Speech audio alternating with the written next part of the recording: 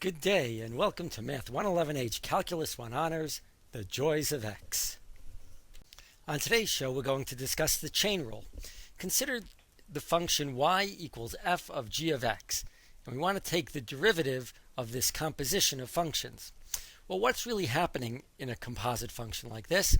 Well, we have x causing g to change, so a change in x causes g to change, and then a change in g causes f to change. And we want to understand the influence of a change in x on how f changes.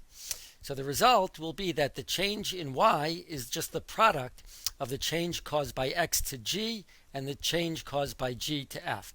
So for example, if we have this blue ball representing a gear, and suppose you turn this blue ball around once, and turning the blue ball around once maybe turns the green ball around 3 times, and each time you turn the green ball around, it turns the red ball around 5 times. So what would happen if you turn the blue ball around once? What would happen to the red ball? Well, you turn this around once, the green ball goes around 3 times. Each time the green ball goes around, the red ball goes around 5 times. So we multiply that, the 3 times the 5. So the change in the blue ball causes a change 15 times as large in the red ball. And that's kind of what's going on here. The change in x causes a change in g, which causes a change in f, and that the change in f or in y is just the product of those two changes.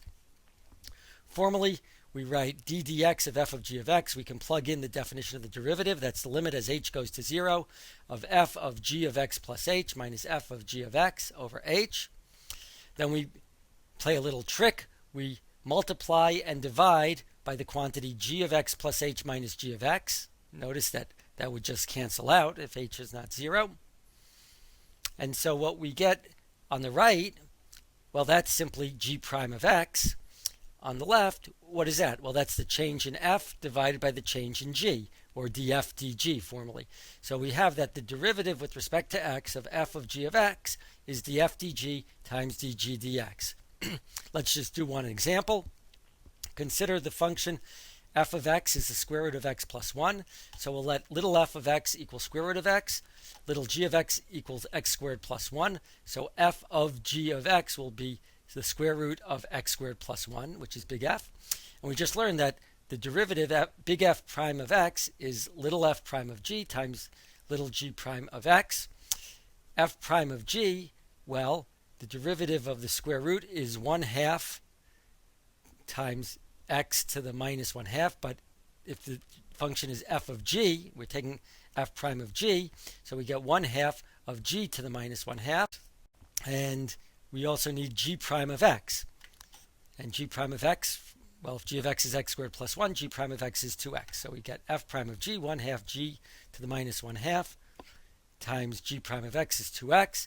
We plug in for g is x squared plus 1, cancel the 2's, and we get that the derivative of big F with respect to x is x over the square root of x squared plus 1.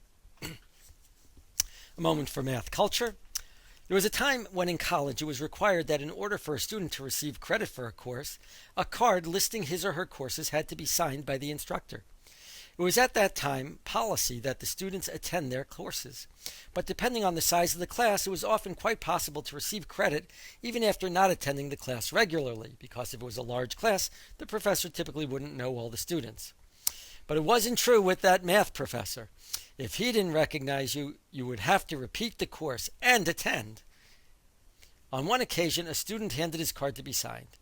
The professor looked at the name, then at the student, and said, "I've never seen you in my class before." And he handed back the card.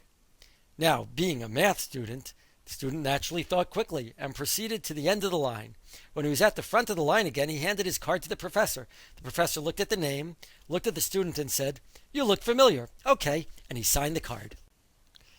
Thank you for joining us today. Have a great day, and may the power of math be with you.